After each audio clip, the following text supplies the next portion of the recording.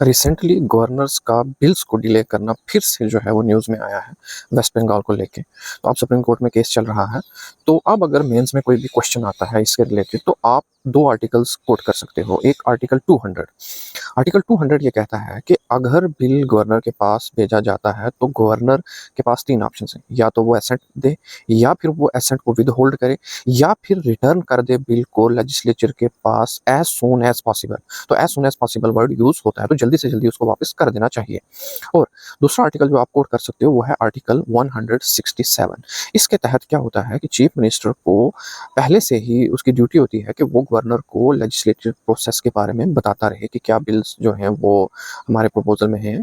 तो उस हिसाब से भी अगर देखा जाए तो गवर्नर को पहले से बता दिया जाता है कि क्या बिल्स जो हैं वो आ रहे हैं, तो उस हिसाब से भी गवर्नर का बाद में डिले करना जो है वो नहीं बनता। और एक और पॉइंट आप कोट कर सकते हो कि जो लेजिस्लेचर है वो लोगों के द्वारा चुना गया है, तो लोगों ने वोट डाले हैं, तो रियल पावर डेमोक्रेसी में लोगों के पास ही होनी चाहिए। तो जो हमारे इलेक्टेड रिप्रेजेंटेटिव्स हैं वही जो है अगर लॉज बनाएं और उनके पास ही अगर लेजिस्लेचर पावर रहेगी तो तभी जो है वो डेमोक्रेसी जो है वो सेफ रह सकती है। और बाई चांस अगर वो जो रिप्रेजेंटेटिव्स हैं वो अगर गलत फैसला लेते हैं या गलत बिल पास करते हैं तो we can move to the court, citizens can move to the court for our rights।